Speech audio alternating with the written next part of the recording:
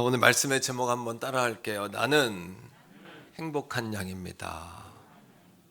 여러분, 지난 한 주간 나는 주님의 어린 양입니다. 이렇게 살아보셨습니까?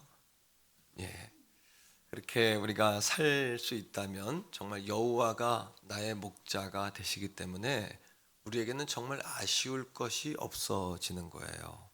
그러니까 예수님 한 분이면은 정말 충분하다, 이런 삶을 우리가 살게 되는 거죠. 그러니까 제목만 잘 마음에 새겨도 은혜가 됩니다. 지난주 제목 한 번 더해요. 나는 주님의 양입니다. 이번 주는요, 한 번 더요. 나는 행복한 양입니다.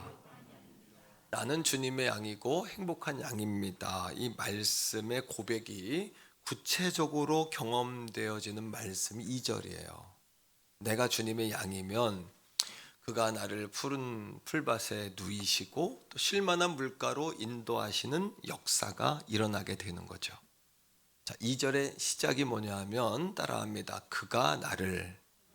1절의 시작도 무엇이었냐 하면 여호와가 나의 목자시다라는 거죠. 이것은 친밀함을 이야기합니다. 그가 나를 안즉. 시편에 그런 말씀도 있는데 친밀함을 이야기하는 거예요. 2절 말씀에서 정말 중요한 것은 뭐냐 하면은 푸른 풀밭이나 쉴만한 물가가 아닙니다. 정말 중요한 것은 그와 나의 사이인 거예요. 그분이 나의 목자가 될 때에 정말 우리의 삶이 충분해지는 거예요. 만족이 있는 거예요. 부족함이 없어지는 거예요. 여러분, 그런데 우리의 문제가 있어요. 뭐냐 하면 신앙생활을 오래 했어도 하나님과 친밀해지지 않는다는 거예요. 이것이 우리의 숙제고 문제 아니겠습니까? 그 이유는 뭐냐 하면 신앙생활을 해도 우리가 하나님께 집중하지 않고 교회 생활에 집중하기 때문이에요.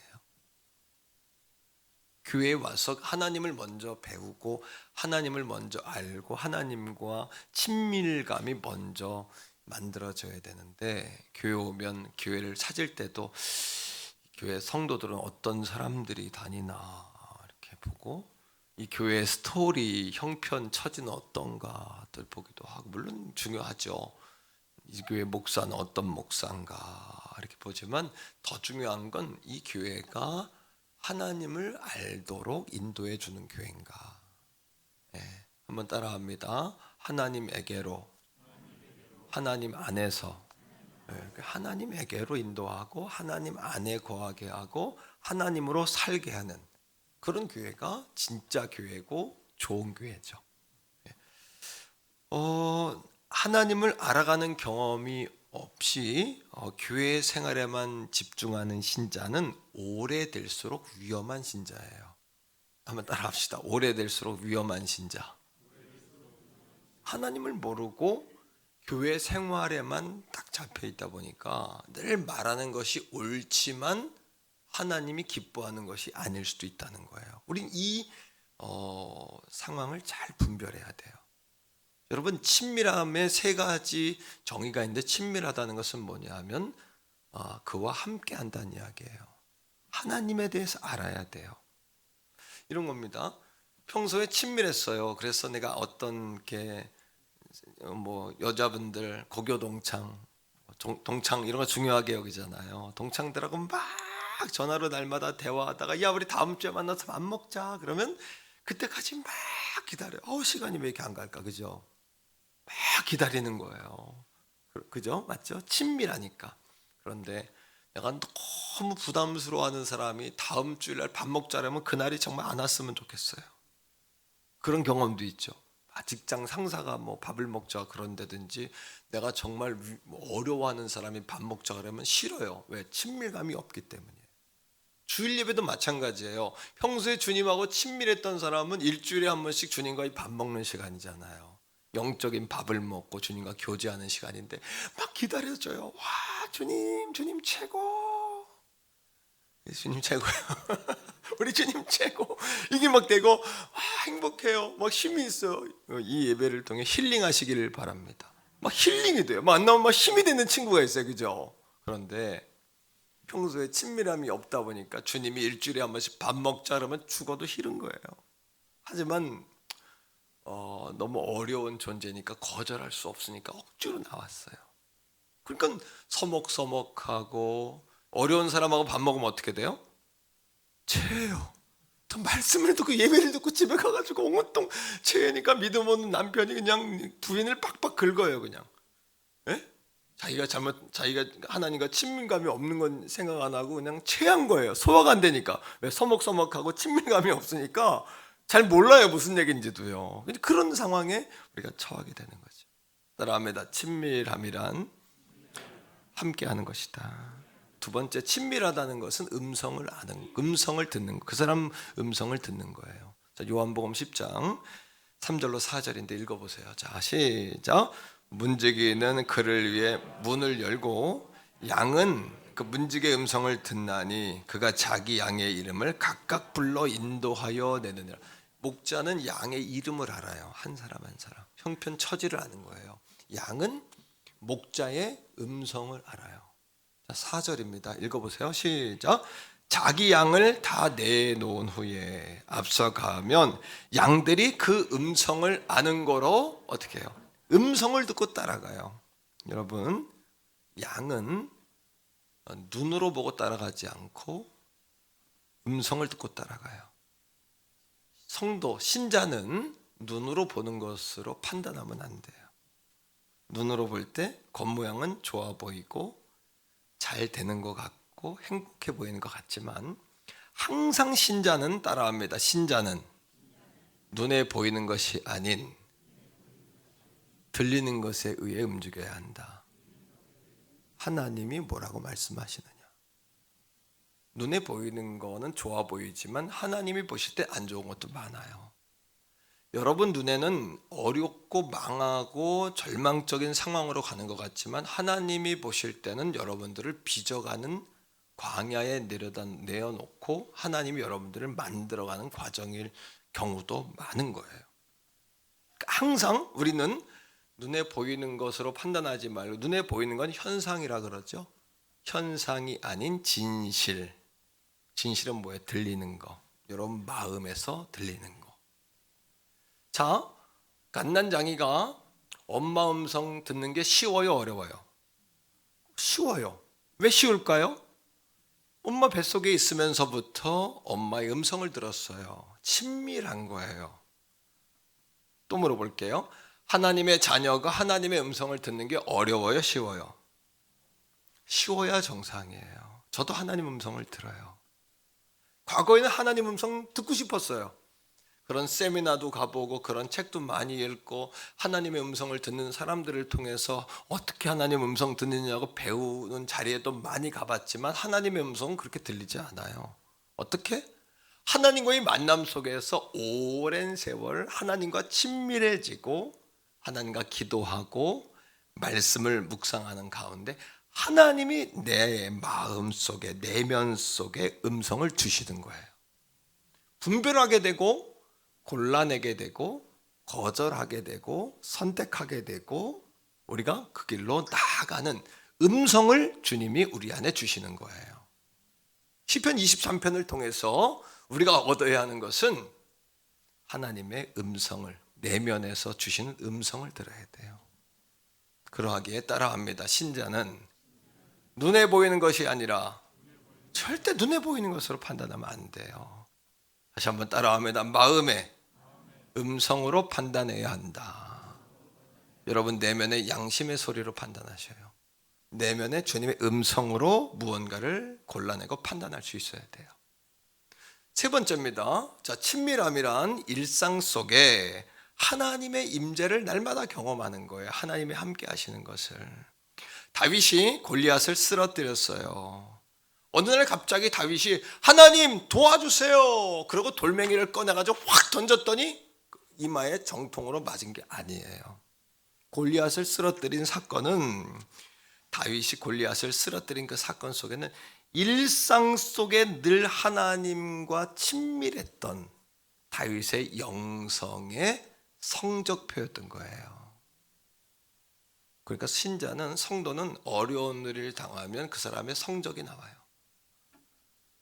그죠? 평소에는 하나님과 단절돼 살아요. 예배 주일날 와가지고만 그냥 할렐루야 딱 나가는 순간에 그냥 노세 그렇게 하면서 하는 거예요. 그냥 그러면 따라 이런 현상을 뭐라 그러냐면 따라하면 영적 끊김 현상이라 그래요. 라디오를 들어도 중간에 칙칙칙칙 끊김 현상이 있죠. 그러면 딱 꺼버리잖아요. TV를 틀어도 영적 끊김 현상이 있잖아요. 여러분 안에 영적 끊김 현상이 있는지 없는지를 잘 보셔야 돼요. 다윗이 하나님을 여호와는 나의 목자, 다윗이 하나님이라고 안 해요. 하나님이라는 이름은 뭐냐면 유일신이라는 뜻입니다. 하나님은 유일신이에요. 하나님의 대표적인 이름이 유일신인데 그분의 성품이 뭐냐면 여호와예요. 여호와는 스스로 계시고 역사를 주관하시고 섭리하시고 통치하시고 창조하시고 다스린다는 여호와예요. 그 다윗은 하나님은 나의 목자시니 하지 않고 여호와는 나의 목자. 따라합니다. 나의 목자. 우리 목자가 아니에요. 나의 목자예요. 나하고 개인적인 접촉이 이 아침에 일어나기를 축복합니다. 내 운명 깊은 곳까지 주님이 파고 들어오시기를 주의 이름으로 소원합니다. 나의 목자. 그리고 또 다윗은 그분이 나를, 하나님도 다윗을 향해 뭐라고 이야기합니까? 내 마음에 합하다. 이 이야기는 하루 이틀 다윗과 하나님이 사귀었다는 이야기가 아니라 오랜 세월 하나님과 다윗이 친밀했다는 이야기예요. 친밀함 가운데 하나님과 늘 영적 끊김이 아니라 영적인 교제와 친밀함 속에 골리앗을 앞에 섰을 때에도 자연스럽게 야훼 하나님의 이름으로 골리앗을 쓰러뜨릴 수 있었던 거예요. 오늘 사랑하는 성도들이요, 따라합니다. 그분이 나를, 이런 관계가 회복되기를 주의 이름으로 축복합니다. 그분 안에 거하시기를, 주님 안에 거하시기를 주의 이름으로 축복합니다. 두 번째입니다. 목자는 양의 필요를 이미 알고 있어요. 우리가 고민할 게 아니에요. 우리가 고민은 그분이 나를, 이 관계를 고민해야지. 목자는, 따라합니다. 목자는 양에게 무엇이 필요한지를 이미 알고 있다. 양에게는 푸른 풀밭과 쉴만한 물가는 필수 요소예요. 그것이 없으면 양은 존재할 수도 살 수도 없어요. 그런데 물어봅니다. 양에게 푸른 풀밭을, 초장을 찾아내고 쉴만한 물가로 인도하는 것은 양의 몫이에요? 목자의 몫이에요? 목자의 몫이에요. 양의 몫은 뭐예요? 푸른 풀밭과 쉴만한 물가를 찾아내고 자기를 지켜 보호하는 목자에게 붙어있는 것이 양의 실력이에요. 근데 우리는 여전히 오늘 이 아침에도 푸른 풀밭은 어디에 있나를 찾아요. 쉴만한 물가 없나 찾아요. 그건 우리 몫이 아니에요. 그건 돌연변이 양이에요. 만일에 양이 푸른 초장을 찾아내거나 쉴만한 물가를 찾아서 스스로 가서 쉰다면 그건 양의 탈을 쓴 일일 가능성이 많아요. 양이 아니라 여전히 내가 나의 주인이고 내가 나의 거인이에요. 자, 출애굽기 15장에 하나님이 이스라엘 백성에게 출애굽기 16장 12절에 이렇게 이야기합니다. 너희들의 생존권은 너희들에게 있는 것이 아니라 나에게 있다. 하나님이 이스라엘의 목자가 되신다라고 이야기하시는 거예요. 같이 읽습니다. 시작. 내가 이스라엘 자손의 원망함을 들었노라. 그들에게 말하여 이르기를 너희가 해질 때에는 메추라기 만나기를 먹고 그 다음에 아침에는 만나를 먹으리니 그 다음에 내가 여호와 너희의 하나님인 줄 알리라 하라 하시니라. 그러니까 여호와가 나의 목자가 되면은 그가 나를 푸른 풀밭에 쉬게 하시고 잔잔한 물가로, 쉴만한 물가로 우리를 인도하시는 줄로 믿습니다.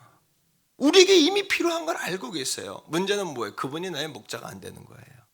여전히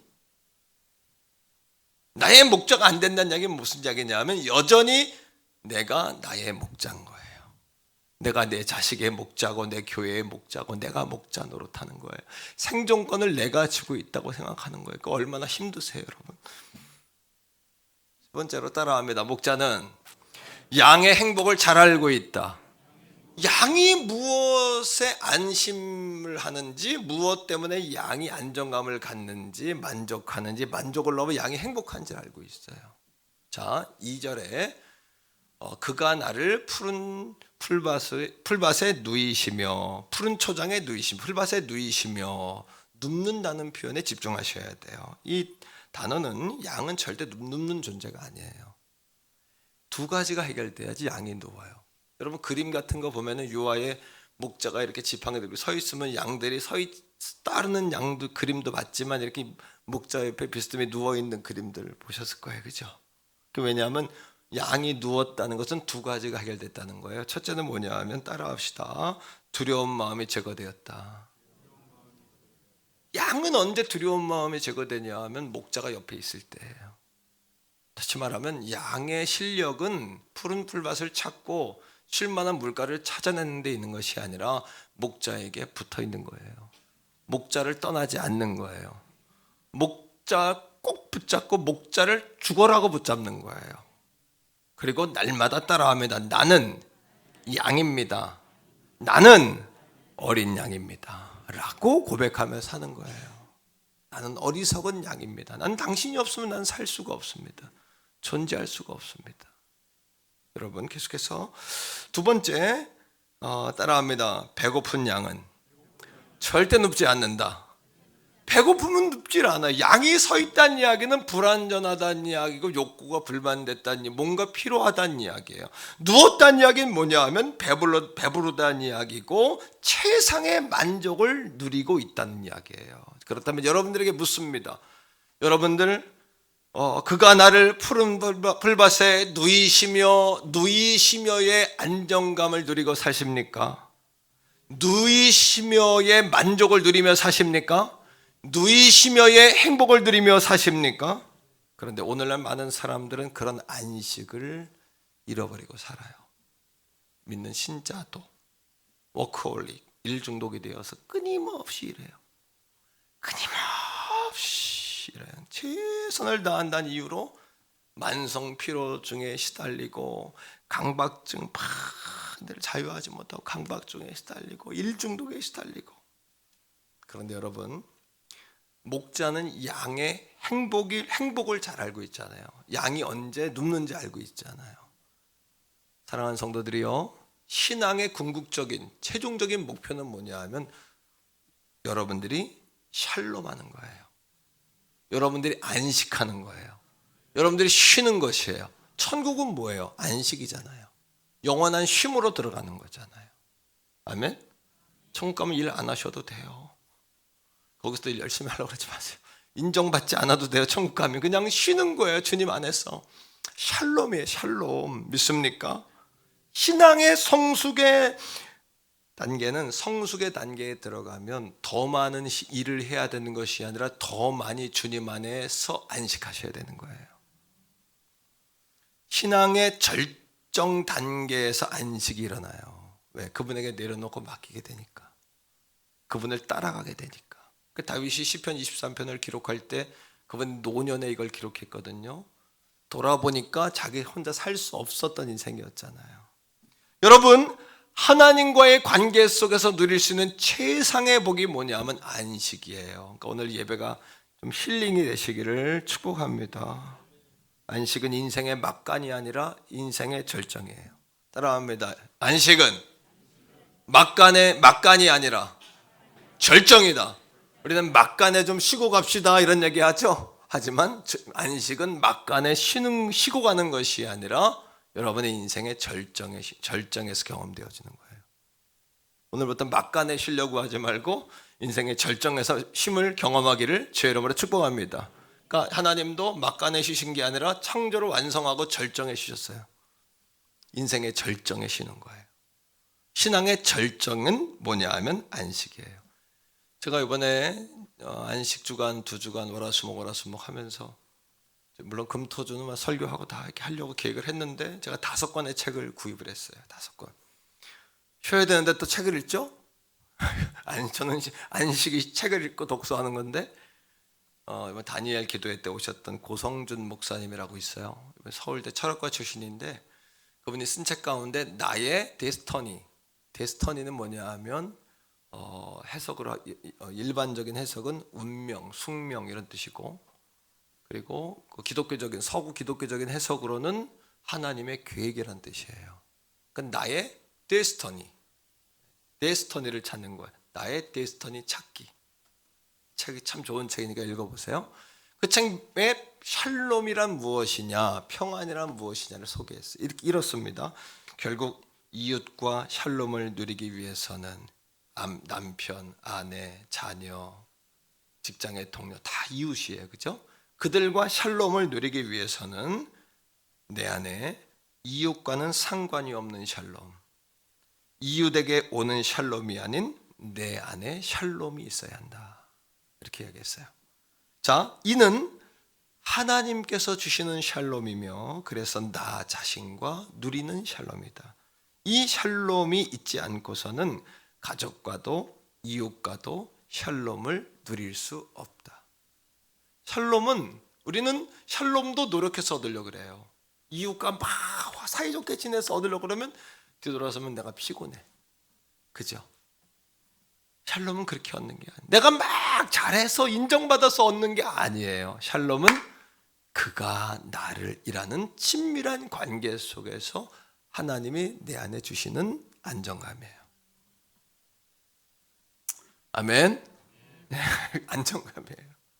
자, 2절 말씀을 다시 한번 보세요. 2절을 봅니다. 2절 한 절씩 설교하고 있는데 2절입니다. 시작.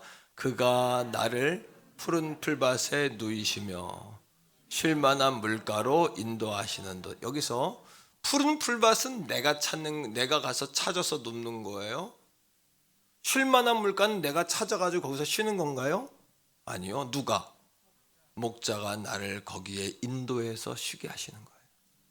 거기서 나를 배부르게 하시는 거예요. 우리가 우리의 미래를 두려워하지 말아야 할 것은 이미 우리의 목자께서 준비하고 계시기 때문이다. 할렐루야. 내려놔야 돼요. 네? 내려놓음에 대해 제가 오늘 정의를 정확히 내릴 테니까, 내려놓음에도 오해가 많아요. 내려놓음은 본성이 아니에요. 우리 인생은 내려놓지 못해요. 이 붙잡는 게 인간의 죄의 본성이에요. 욕심, 탐욕.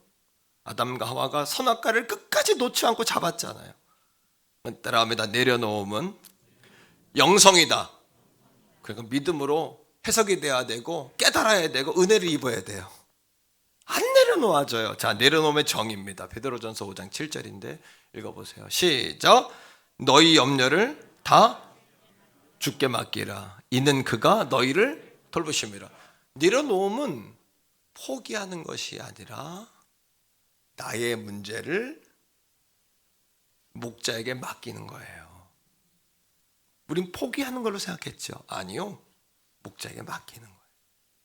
따라합니다. 내려놓음은 포기가 아니라 하나님께 맡기는 거다. 왜? 고단 보세요. 이는 그가 너희를 뭐 하신다? 돌본다는 이야기는 뭐냐 하면 목자가 양을 친다라는 의미예요. 목자가 양을 먹인다는 이야기예요. 피딩하고 먹이고 또 보호하고 인도하고. 더운 여름날은 양들은 털이 많잖아요. 그죠? 근데 습성이 붙어 떨궈 놓고, 추운 겨울날은 양들이 꼭 이렇게 추우면 또 떨어져 있어. 붙여놓고. 털이 많아요. 털이 많으면 또 깎고. 그죠? 이 목자의 역할 아닙니까? 첫 번째는 예배 안에서 여러분 하나님께 맡기셔야 돼요. 이 예배가 맡기는 시간이에요. 어떻게 맡기냐? 예배 안에서 여러분의 스트레스와 경계심을 해제시키고 무언가 해보려고 하는 마음까지도 내려놓으셔야 돼요. 따라합시다. 멈추는 훈련, 힘 빼는 훈련, 맡겨드리는 훈련. 제가 2022년을 준비하면서 2주간 월화수목 기도 주간을 갖고자 하는 이유가 뭐지 하면 힘 빼려고 그래요. 내가 힘이 빠져서 오려고 하는 것이 아니라 주님 앞에서 힘을 빼고 맡겨드리려고 하는 거예요. 제가 칼날이 무뎌져 가지고 칼날을 갈러 가는 것이 아니라 칼날은 날카로워야 하지. 설교 말씀 들으면 무디지는 않지요. 뭐 잘한다 그러면 교만이니까. 칼날이 있을 때 칼날을 갈아야 돼요. 이게 무뎌지고 이가 빠져버리면 이게 시간이 오래 걸려요. 칼날이 무뎌져서가 아니라 칼날 날이 아직 있기 때문에 날을 갈아야 돼요. 2022년을 위해서. 한 달쯤 사실은 쉬어야 돼요. 내가 힘이 빠져, 맥을 풀고 오려고 하는 것이 아니라 하나님 앞에서 힘 빼려고 그러는 거예요. 다시 한번 따라합니다. 통제하려는 의욕. 내 안에 혹시 내가 목회가 잘 되는 상황 속에서 성도들을 통제하려고 하지 않나? 또는 내 안에 무언가 자꾸 해보려고 하는 거 아닌가? 이거를 주님 앞에 내려놔야 돼요. 저도. 성도 여러분도 마찬가지예요. 경영하는 분들, 가정을 운영하는 분들, 그들을 주님 앞에 내려놓는 거예요. 이게 맡기는 거예요.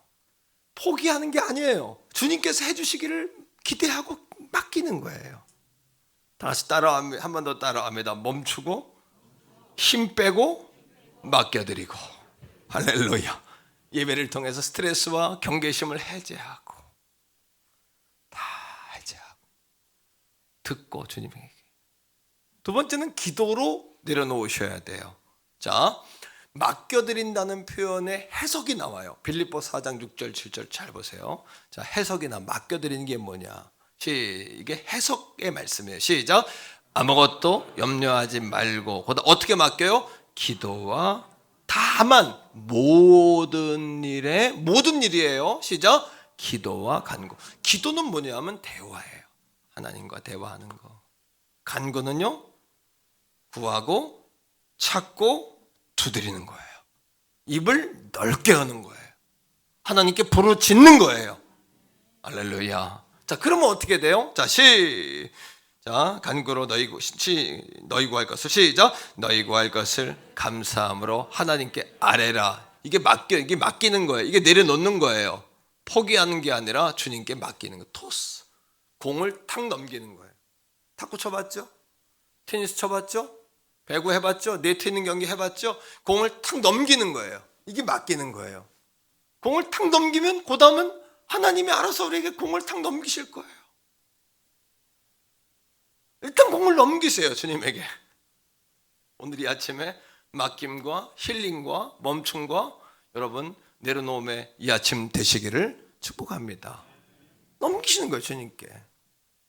자, 7절입니다. 자, 7절 시작.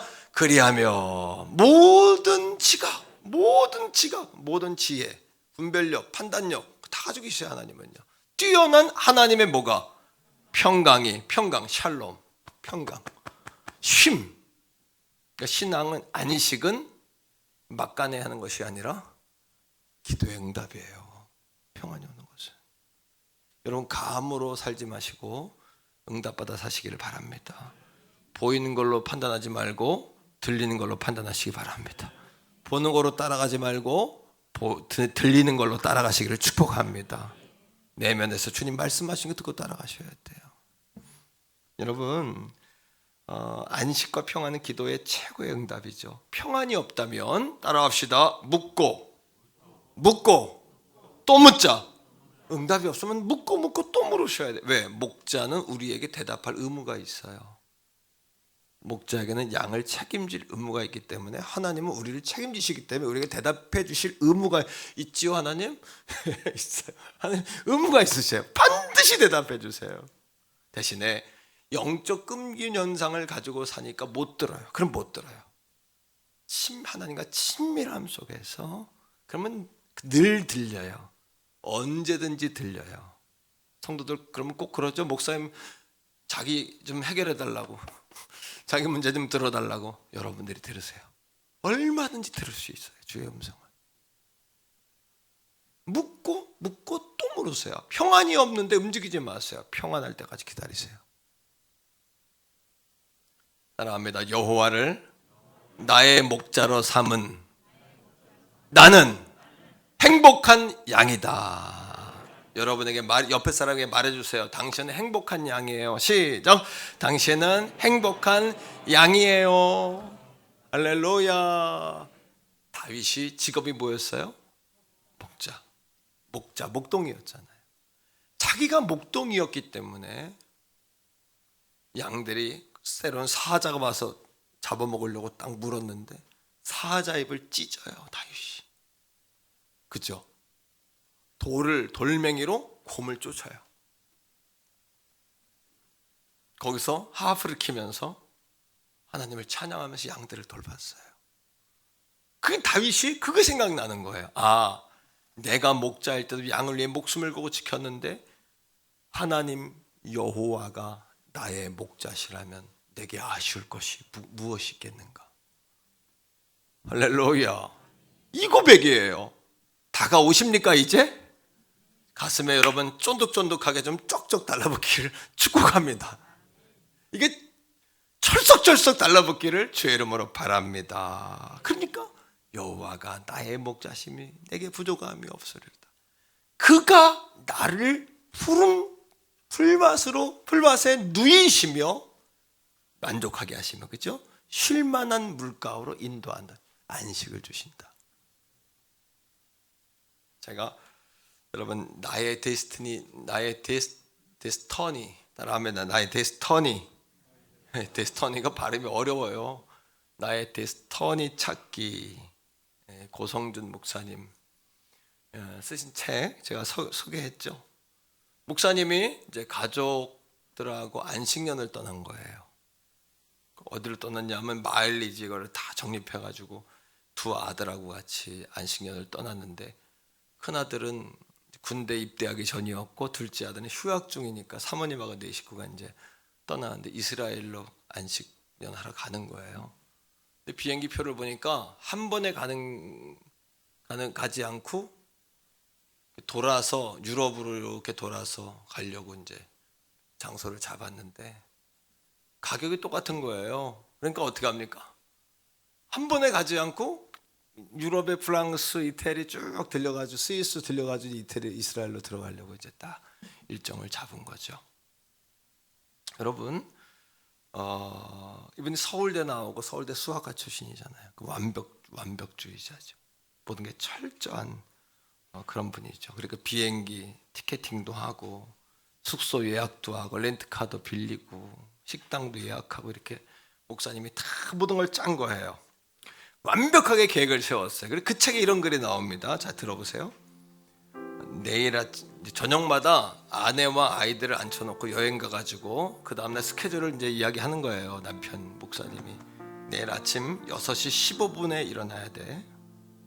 그래야 7시 아침을 먹고 9시 15분에 렌트카를 반납하고 11시 13분에 비행기를 탈 거야. 철저하게 시간에 딱딱딱. 다음 일정에 차질을 주지 않으려면 내가 예약한 루첼은, 스위스의 루첼은 식당에 1시에 예약을 했으니까 12시 반에 예약을 했으니까 12시 25분까지는 우리가 딱 도착해서 밥을 잽싸게 먹고 1시에는 정확하게 나와야 돼. 그래야 다음 일정에 차질이 없어. 어느새 목사님의 관심은 가족들과 함께하는 여행이 아니고 가족들이 아니라 뭐예요? 시간 잘 지키는 거.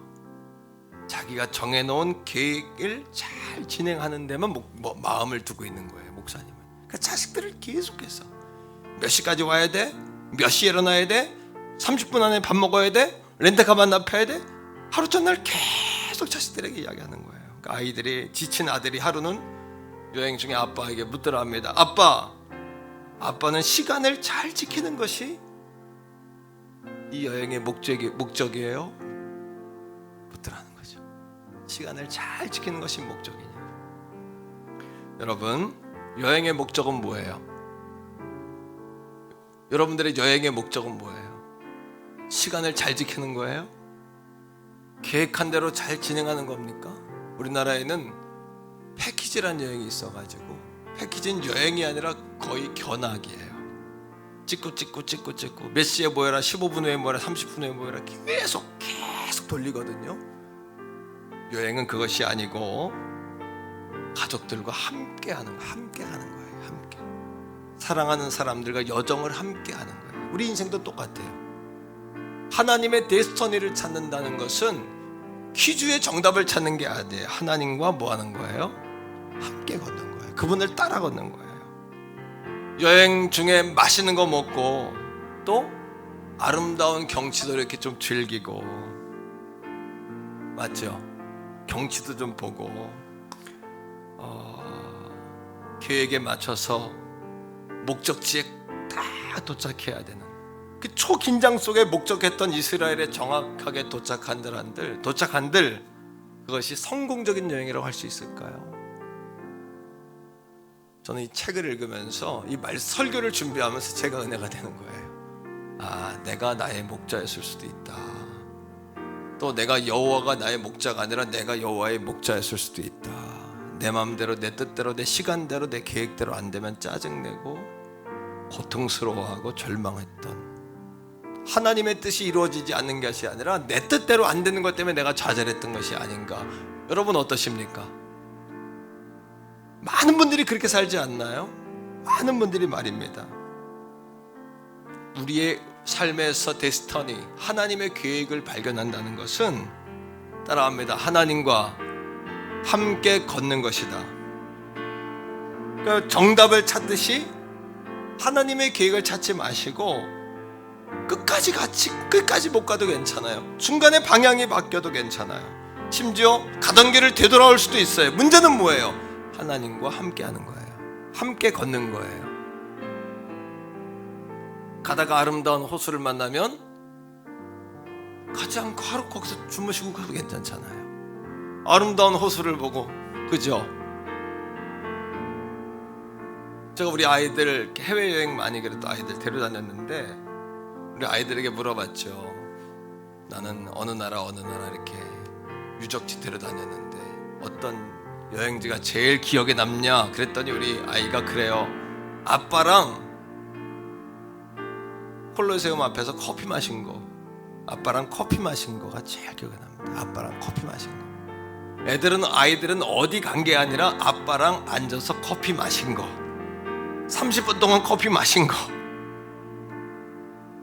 그럼 여러분, 사랑하는 성도 여러분, 지도를 보고 찾아간 장소가 우리가 조금 의도하지 않은 장소라도 괜찮아요. 너무 당황하지 말고 하나님 얼굴 쳐다보고 하나님과 서로 웃으면서, 하나님도 웃으실 거예요. 거봐, 내가 여기로 가랬는데 그거 돌아가니까 너도 우습지? 이렇게 하나님 하실 거예요. 그럼 하나님과 뭐해? 같이 하나님과 쳐다보면서 하하하하하하 웃는 거예요. 서로 옆에 사람 한번 보세요. 한번 웃어보세요. 자, 시작. 아하하하하. 한번 따라합니다. 괜찮습니다. 툭툭 털고, 좀 툭툭 털고, 실수하면 툭툭 털고 일어나서 남은 여정을 시작하는 거죠. 공감이 되십니까? 저도 이 책을 읽고 다시 말씀을 묵상하면서 내가 양은 양인데 행복한 양이었나? 이런 생각도 해보는 거죠. 여러분, 여정을 마무리할 때가 되면 이 모든 순간들이 우리를 서로 얼굴을 마주보며 미소 짓게 하는 추억이 되지 않을까요? 우리가 예수 믿는 게 그런 것이 돼야 되지 않을까요? 부부로 만난 것이 그렇게 돼야 되지 않을까요? 목회자와 성도로 만난 것이 그렇게 돼야 되지 않을까요? 믿음의 동역자로 만난 것이 그렇게 돼야 되지 않을까요? 부모와 자녀로 만난 것도 그렇게 돼야 되지 않겠습니까? 서로 얼굴을 바라보면서 그땐가 어려울 때도 있었지만 우리가 참 믿음으로 잘 이겼어, 함께해서 정말 행복했어, 이런 고백이 남아야 되지 않겠냐는 거예요. 오늘 이 자리에 혹시 길을 잃어버린 분 계십니까? 어디로 가야 될지 모르겠다.